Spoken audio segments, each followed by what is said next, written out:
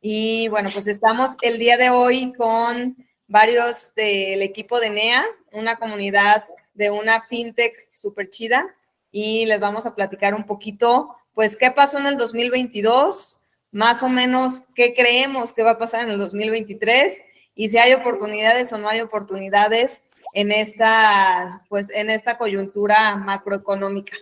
Y quería platicar primero un poquito sobre el contexto histórico del 2022, más que nada económico, porque, bueno, pues creo que en los últimos años hemos vivido sacudidas bastante extrañas, comenzando por la pandemia, que la pandemia pues desencadenó bastantes cosas en la cadena de suministros, en la inflación, en las remesas, en la lana que se dio, la liquidez en el mercado, en eventos geopolíticos que creo que se está reconfigurando pues los partidos y estos bloques comerciales. Estamos en una coyuntura de mucho cambio. También se vienen elecciones. Bueno, Estados Unidos tuvo elecciones en el año pasado, a finales del año pasado, y pues se podría ver un cambio de partido en Estados Unidos. En México no se ve tan claro un cambio de partido, pero al menos habrá un cambio de estafeta que todos estamos pues muy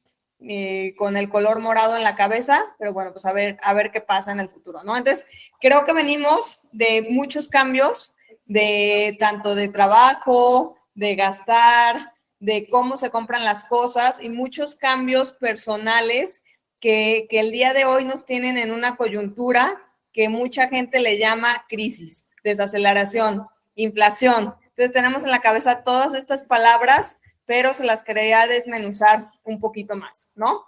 Entonces, para hacer resumen, desde que comenzó la pandemia, aquí, si vemos aquí el gráfico, aquí fue cuando finalmente llegó la pandemia a todos los rincones del mundo, como en marzo fue cuando en México ya se hace una contingencia nacional.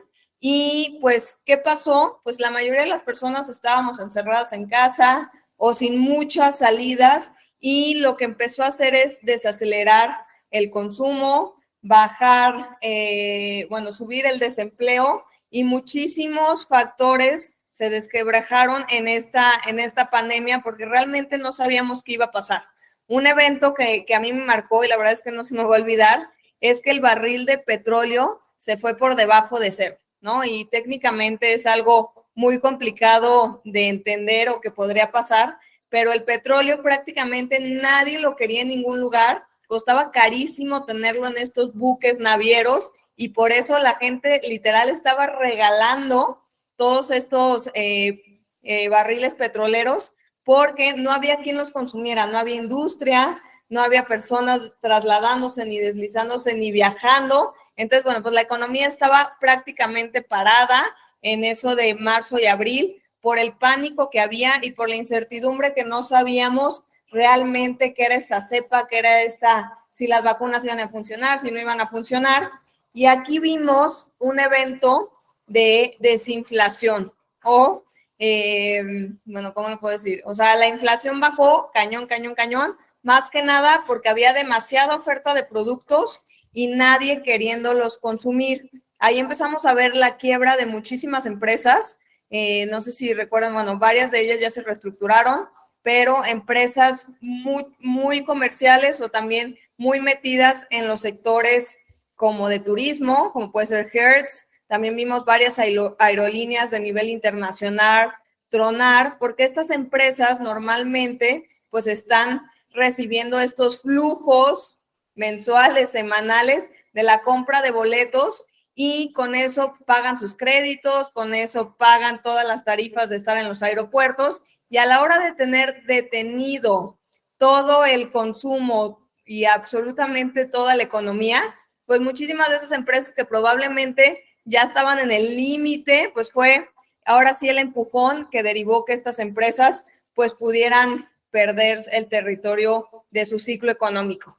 Entonces, bueno, pues pasó algo muy interesante, bajó la inflación porque había demasiada oferta y muy poca demanda, y aquí Estados Unidos, que bueno, al final sigue siendo el mandamás económico del mundo, empezó estos famosos stimis o estímulos, que empezó a imprimir dinero prácticamente y a entregar este dinero a las personas que no tenían trabajo o a cualquier persona que fuera mayor de 18 años y que fuera americano, empezaron a recibir estos cheques.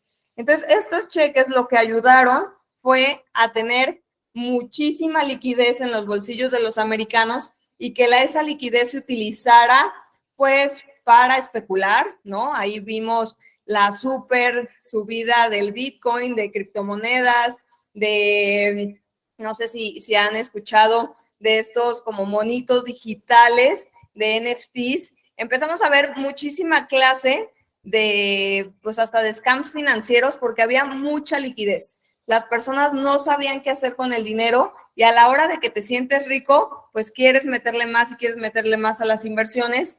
Y esto hizo que la inflación comenzara a subir porque las personas empezaron a demandar pues cada vez más productos y servicios, porque finalmente la pandemia sí fue algo muy doloroso y más para las personas que tuvieron pérdidas cercanas, pero al final de cuenta, pues no se murió tantas personas como si comparamos esto contra alguna gripe española o alguna cosa un poquito más extrema, ¿no?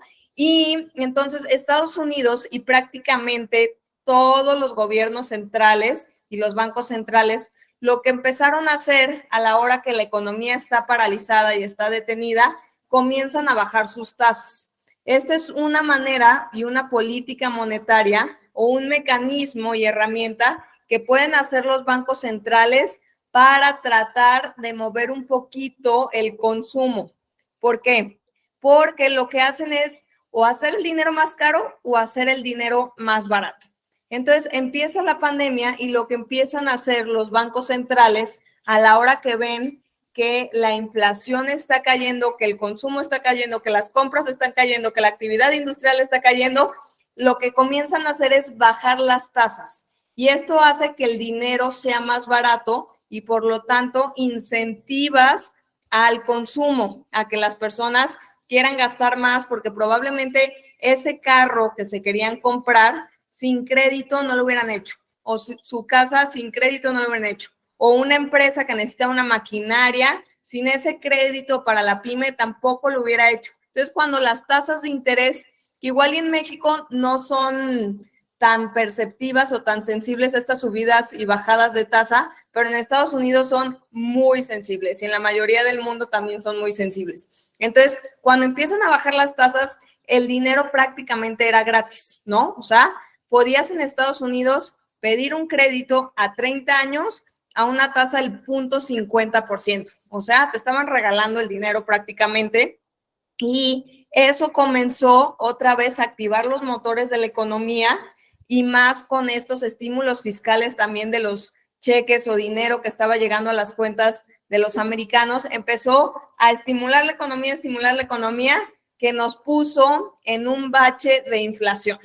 Entonces, en el 2021, como que el Banco Central de Estados Unidos, que finalmente marca la pauta para qué van a hacer los otros bancos centrales del mundo, empezó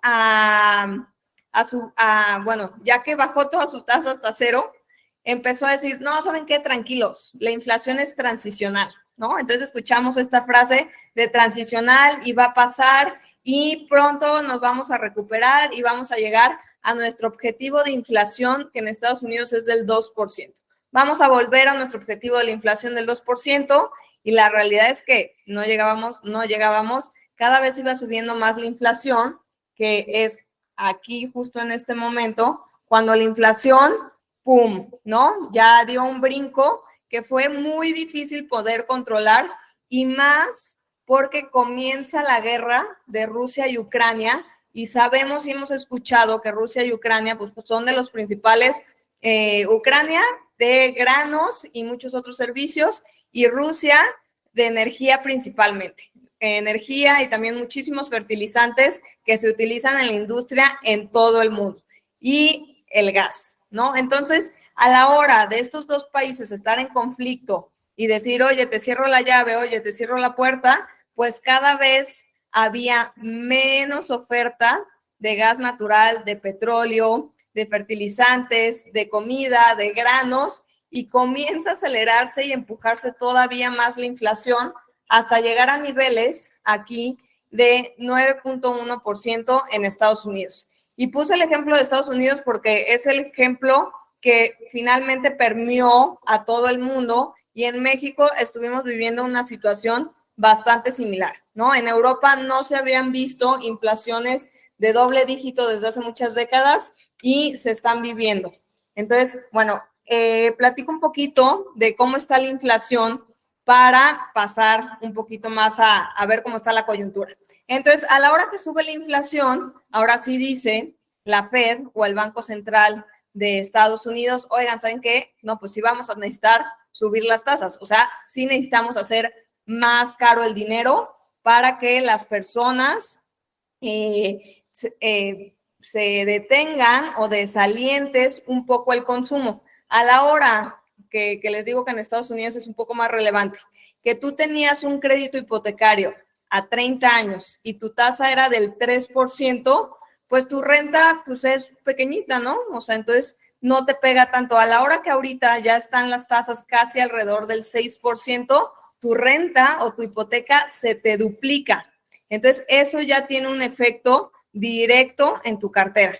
Entonces, muchísimas personas que normalmente están comprando, vendiendo casas o que tenían la intención de hacerlo por primera vez, se detuvieron en hacer estas compras, y pues finalmente la intención del Banco Central a la hora de subir las tasas es, no importa, yo sé que va a ser doloroso para las casas y doloroso para las empresas, pero necesito subir las tasas de interés porque esta inflación, si permanece en estos niveles, puede ser todavía más tóxico o puede hacer todavía más daño a la economía.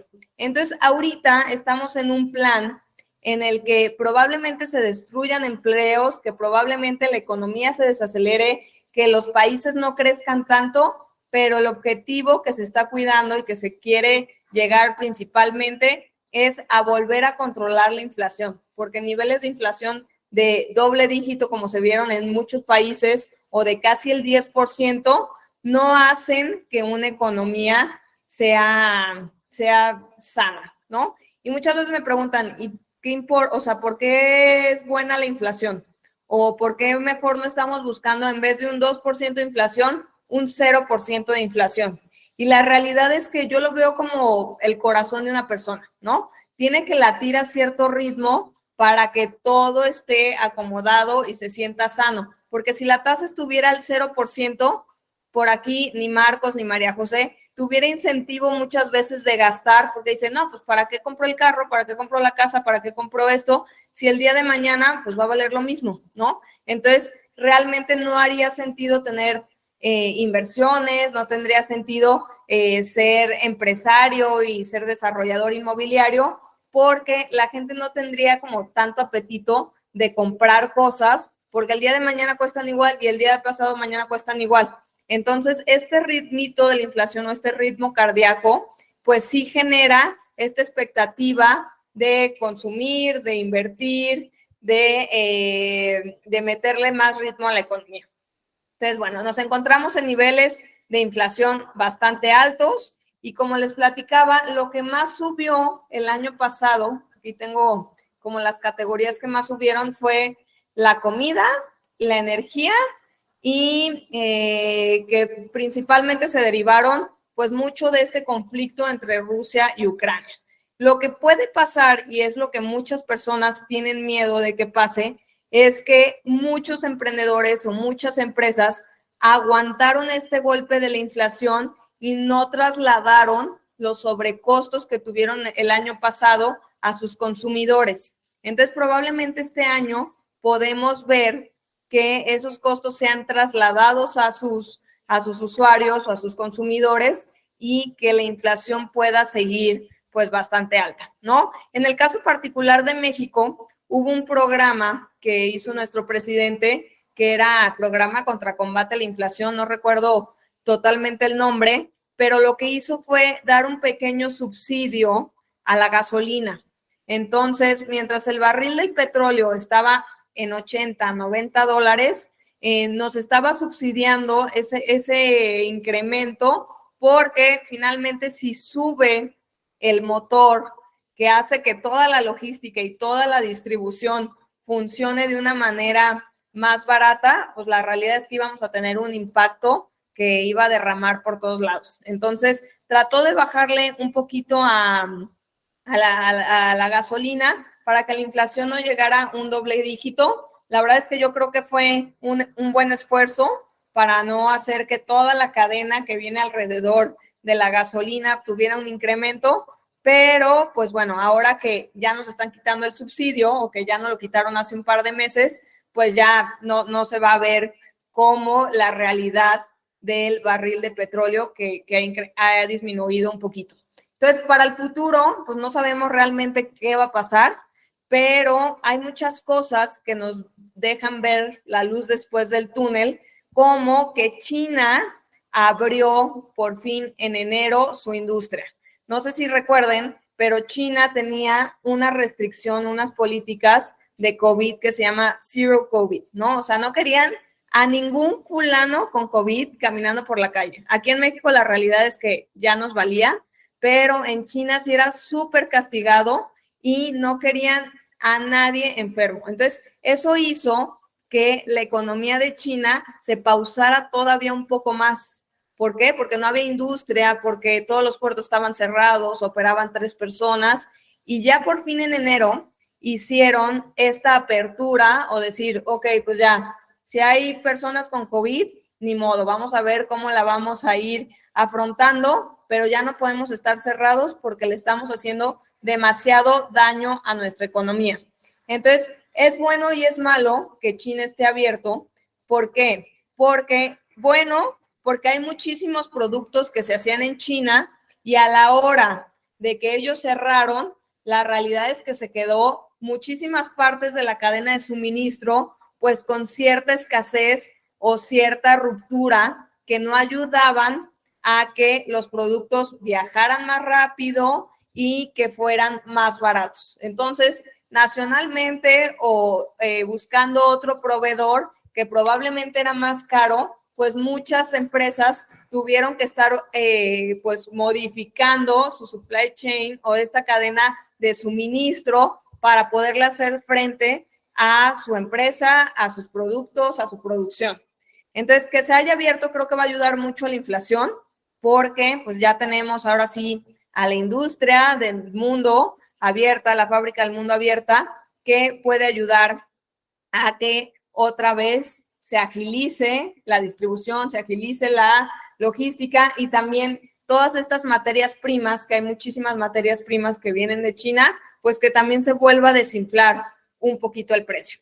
Y bueno, estas son las proyecciones de lo que puede pasar con la inflación. Nadie cree que vayamos a llegar al 2% al 2% en Estados Unidos de inflación. Aquí en México la meta es del 3% y le dicen 3% más menos 1. Entonces el rango es de 2 a 4% tiene que estar la inflación. El último dato, de hecho, de enero, de la primera quincena de enero, habíamos llegado a nuestro tope, íbamos bajando y otra vez se vio una subidita de la inflación en esta primera quincena y hay ciertas explicaciones. Las explicaciones más comunes o que escucho más es una, el aumento al salario mínimo, este 20% de salario mínimo que aumentó del 2022 al 2023, pues al final sí le pega a los empresarios y también hubo un aumento de vacaciones, hubo una reforma laboral que yo no sé por qué no hubo tanto escándalo después de venir de una pandemia y del buyout sourcing. O sea, creo que los empresarios en los últimos 3 años han vivido unos golpes terribles, ¿no? Desde la pandemia, desde que no hubo apoyos económicos para las empresas, quitar el outsourcing, bueno o malo, les ayudaba finalmente a las empresas a abaratar un poquito su gasto laboral. Y bueno, ahora el incremento del 20% más el aumento de vacaciones, pues también es algo que repercute a todas las empresas y que este costo pues se traslada en la inflación.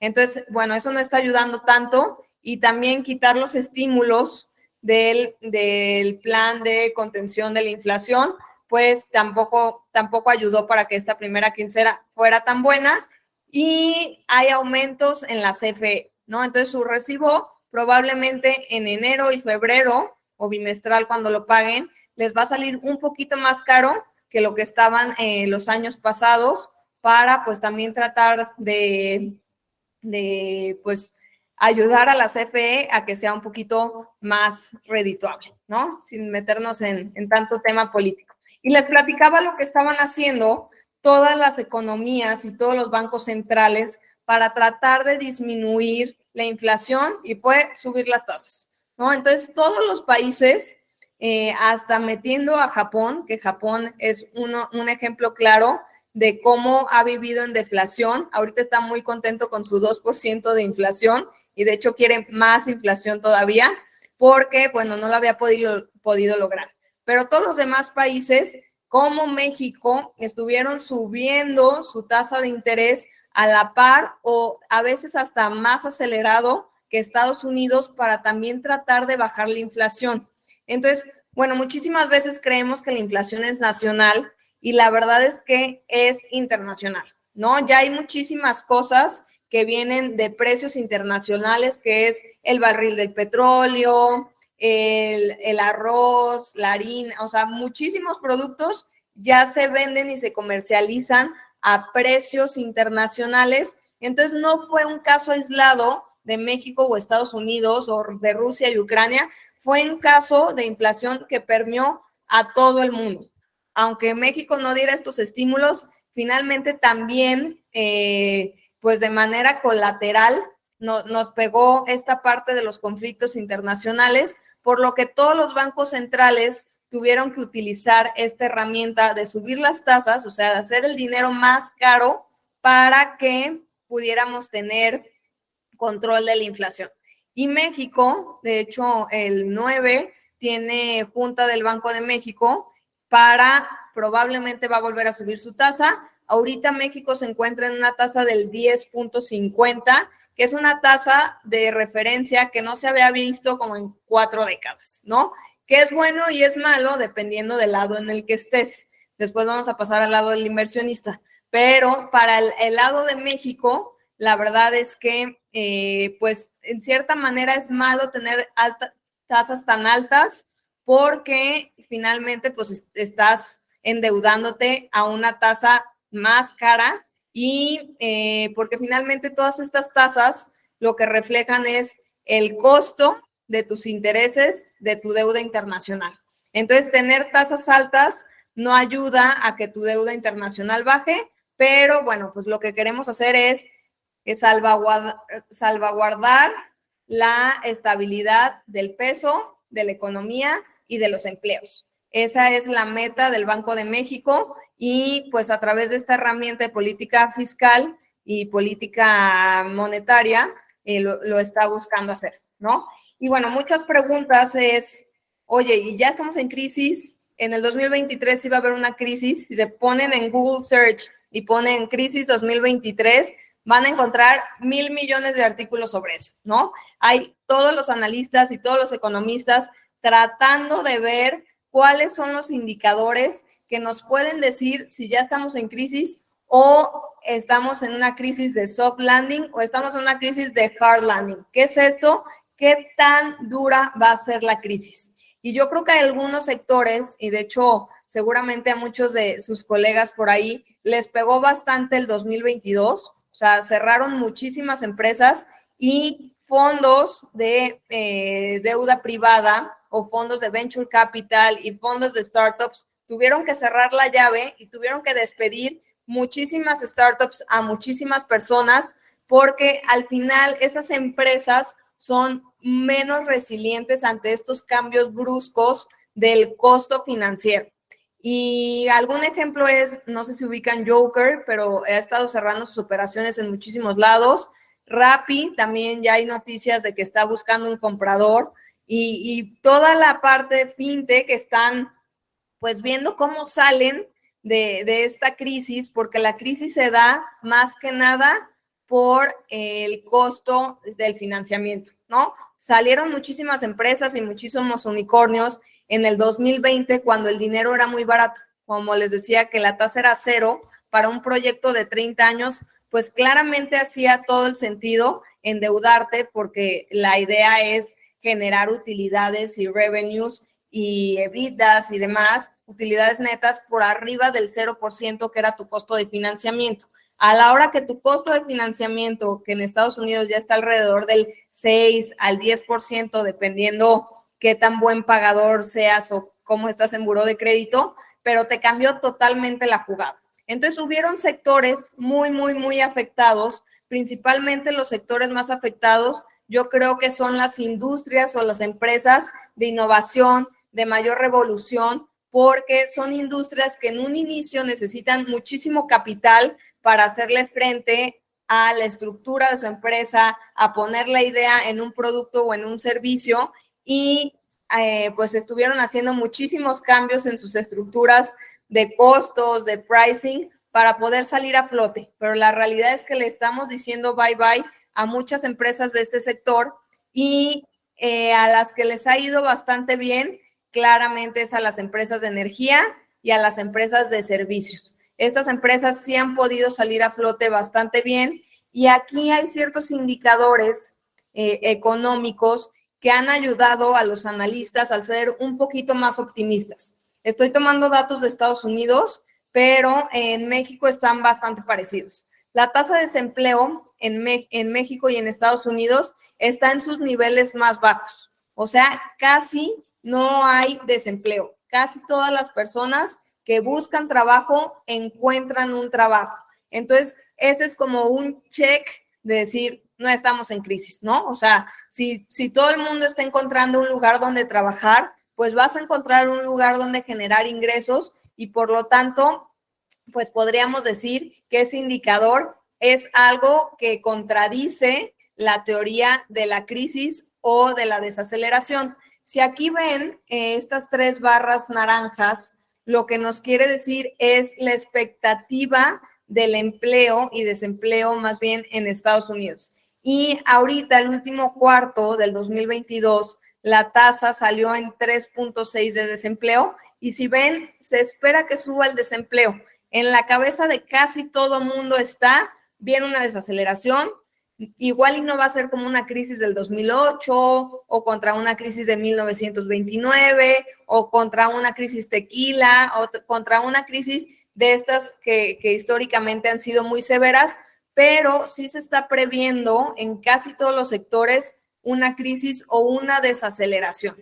Y un indicador también que fue bueno, que acaba de salir esta semana, es cómo fue la economía de Estados Unidos en el 2022. ¿Incrementó? ¿No incrementó? Y sí tuvo un crecimiento la economía de Estados Unidos y también la de México, que de hecho fue una sorpresa del ritmo de economía que tuvimos. Principalmente en México se esperaba una tasa de crecimiento del 2.5, 1.5, estuvimos hablando a mitad del año y terminamos en una tasa del 3%.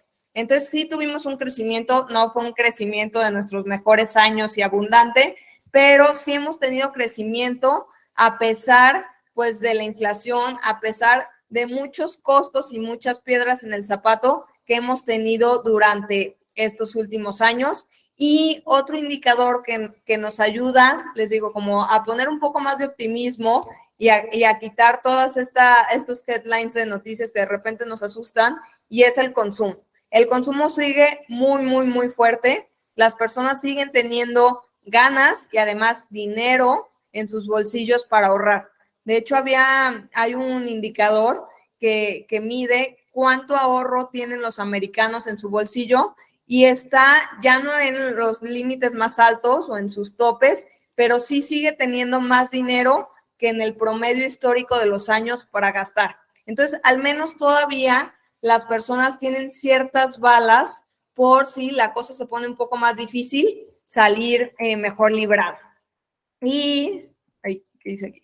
Y bueno, de lo que quería platicar el día de hoy, después de hablar de pesimismo y bombas y todas las cosas que estuvieron pasando, es, ¿hay oportunidades o no hay oportunidades? Yo creo que hay una oportunidad muy clara, que de hecho le llaman el México Moment. Aquí está una un slide de una presentación que me estoy robando de GBM, y es que México tiene 7,000 millas de costa, 2,000 millas de frontera con Estados Unidos. Bueno, estamos, creo que todo el mundo lo sabemos, en un lugar posicionado geográficamente muy interesante para poder hacer este famoso nearshoring. Y el nearshoring es traernos industria de China o de algún lugar más lejos para darle el servicio y los productos, la distribución y generar esta cadena de suministro más cercana a tus compradores. Nuestro comprador más grande de México es Estados Unidos.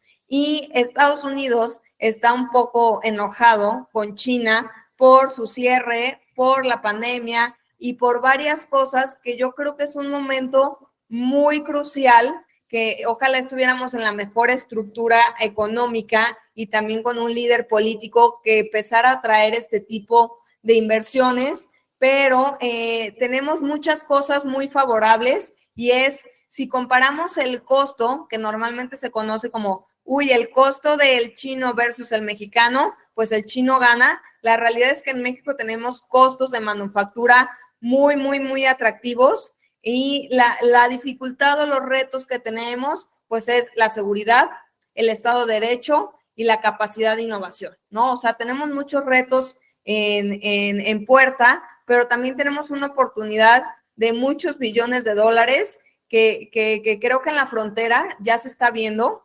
Por aquí tenía, déjenme un segundo para quitar esa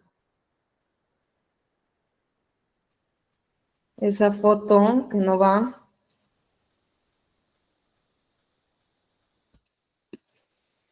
Ahí está. Bueno, este es un dato que me impactó, pero es, si a México se viniera el 3% de la capacidad industrial que tiene China, México duplicaría su capacidad industrial en el país. Entonces, con el 3% que nos traigamos de China, somos el doble de tamaño de productores y el doble de tamaño de exportadores para poder suplir toda esta demanda que tiene nuestro vecino y que también tienen otros vecinos cercanos. Entonces, ya estamos viendo, de hecho, en la parte norte y frontera de nuestro país, ya se están inyectando muchos, muchos millones de dólares, que de hecho, bueno, seguramente todos traen el tema en la cabeza del tipo de cambio, de que estamos a un nivel ultra, ultra barato. La verdad es que a mí también me sorprende que el día de ayer estuviéramos tocando los 18.50 pesos por dólar, un nivel que no se veía desde el 2018, y uno de los factores o una de las variables que ha ayudado al desempeño del superpeso es toda esta inversión extranjera directa que está llegando a nuestro país a través de dólares para invertir en la manufactura. También llegan dólares para invertir en el turismo, pero donde se está viendo un poquito más de apertura de las personas de invertir en México es en lo industrial.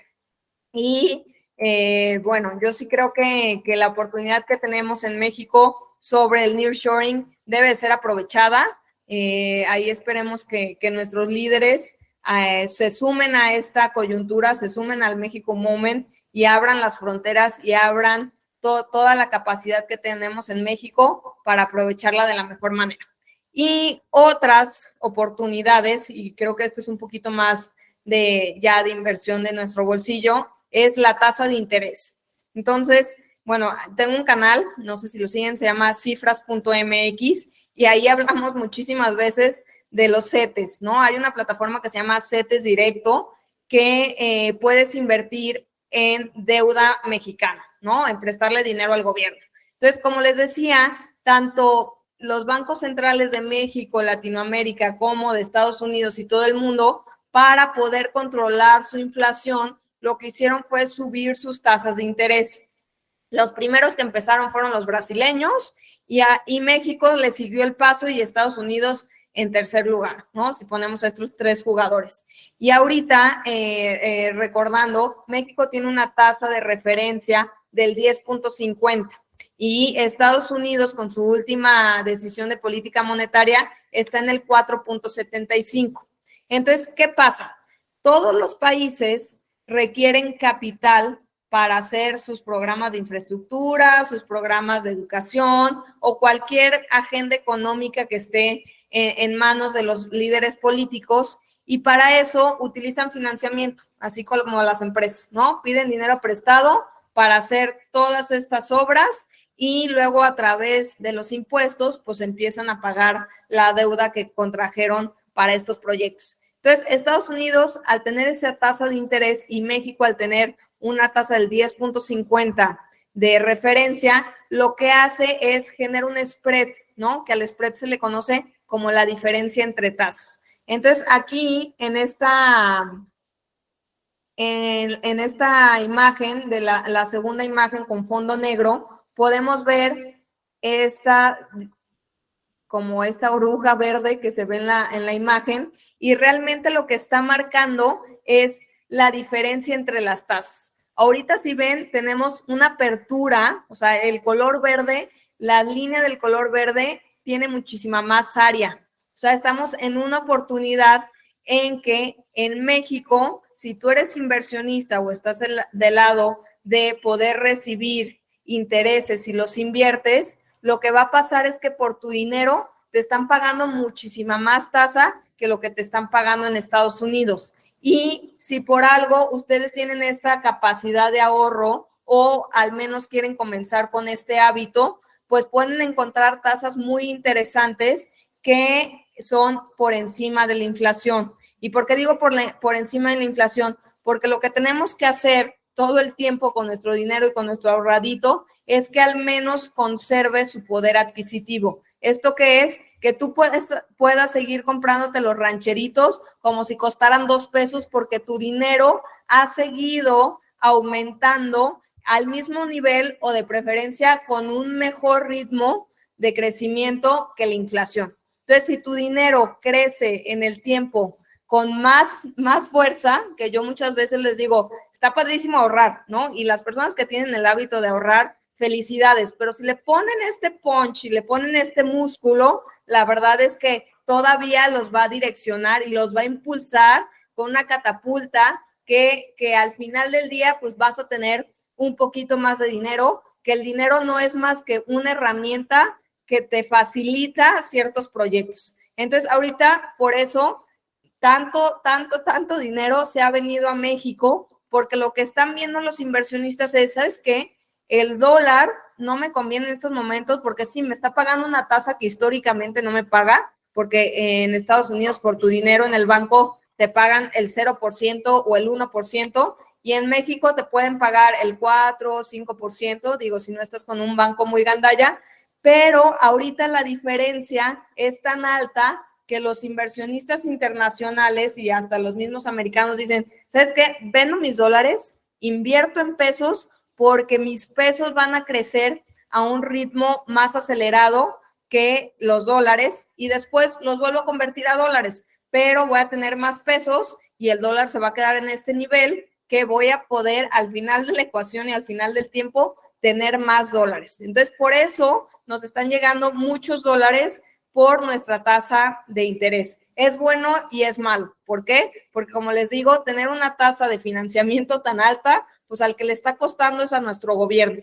que también hace esta mecánica para tratar de estabilizar y controlar la paridad cambiaria, porque si estuviéramos así en volatilidades, como es Argentina, bueno, Argentina está así, pero si estuviera como muchísima volatilidad, habría un poco más de desconfianza de los inversionistas y hasta de los propios mexicanos de invertir en nuestro país.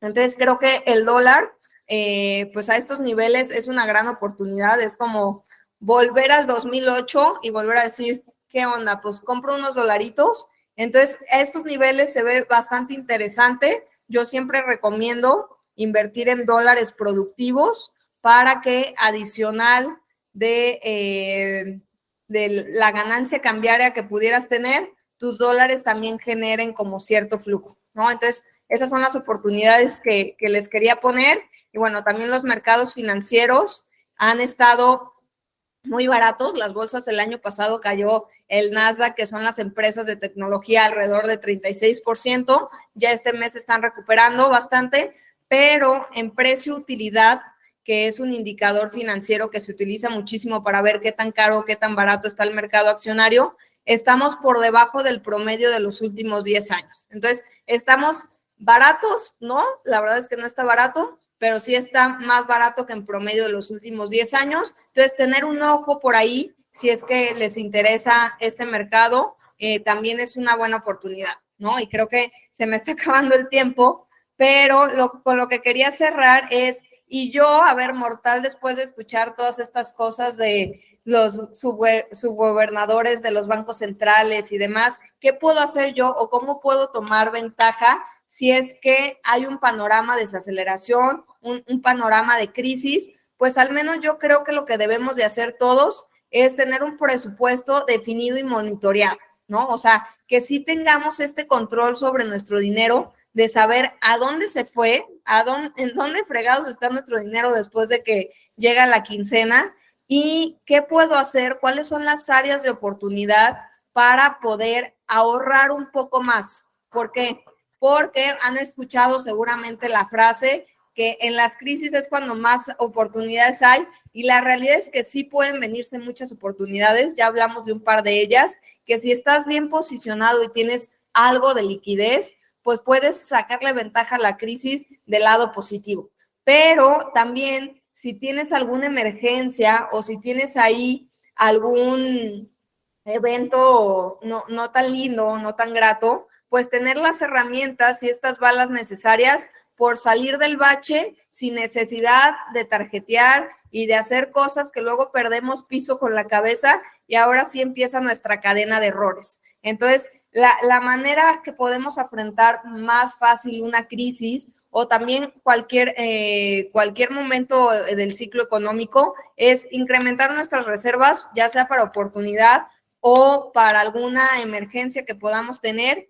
Y súper importante, yo creo que debemos de desarrollar nuevas habilidades, ¿no? O sea, creo que todo el mundo estamos un poco traumados con esta nueva innovación de inteligencia artificial del chat GPT, perdón, del chat GDP, perdón, y creo que es una herramienta que, bueno, va a mover muchísimas cosas y va a mover la manera en la que trabajamos, que nos comunicamos. Así que empezar a meternos a desarrollar nuevas habilidades puede ser indispensable y un cambio radical en lo que queremos ser en nuestro futuro. Entonces, nunca se detengan, nunca se sientan como en confianza y en confort de no hacer cosas nuevas y de no meterse en áreas que probablemente no son tuyas, porque a mí me pasa muchas veces de, ay, no, yo estoy en esta área, qué flojera la otra. Pero la realidad es que cuando nos empezamos a empapar de otras áreas, es cuando tenemos como una visión más holística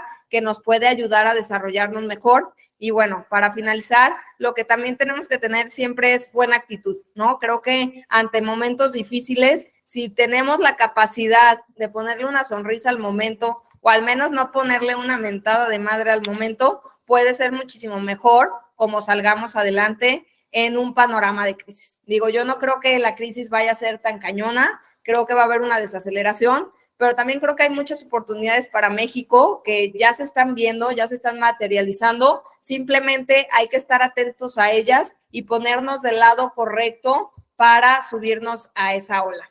Y pues muchas gracias, no sé si tengan espacio para preguntas, pero muchas gracias por escucharme a todos. No, muchísimas gracias, Sofía. Yo tengo nada más una pregunta rápida. Claro. Con esta idea de aprovechar el precio del dólar, protegerte del dólar, según tengo entendido, y no sé si ya cambió, no puedes tener una cuenta en dólares en México si eres persona física, a menos de que vivas en la zona fronteriza. Sí. ¿Cómo puede uno proteger eso? Literal, comprar billetes, dólares ahí en el hay aeropuerto. miles de maneras de dolarizarte. Una es esa, ¿no? Sacar tus pesos y sacar el cash y comprar tus dólares y guardarlos debajo del colchón.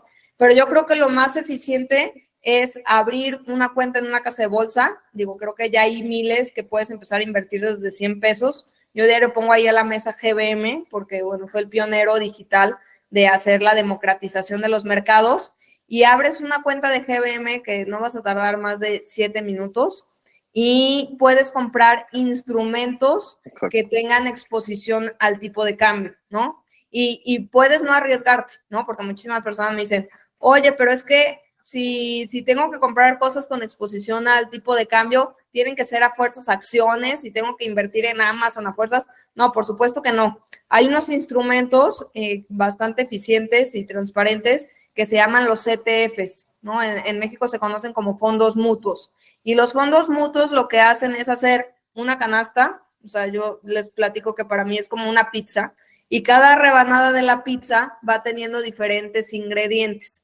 Entonces, hay ETFs que puedes invertir en bonos gubernamentales americanos. O sea, en vez de invertir en CETES mexicanos, estás invirtiendo en bonos americanos. Ese es un instrumento que se llama SHV, que es de BlackRock, y adicional a las subidas o bajadas que pueda tener, a la apreciación o depreciación que pueda tener el tipo de cambio, también vas a estar recibiendo tus cuponcitos o tus dividendos o tus pagos de interés de estos bonos de Estados Unidos. Entonces, digo, esa es una manera de hacer más productivos tus dólares, y también puedes invertir, o sea, si no quieres tanta volatilidad como meterte al mercado financiero de renta variable, lo puedes hacer a través de deuda corporativa que te paga un poquito más, ¿no? Entonces, buscar deuda corporativa a través de otro ETF de empresas AAA, ¿no?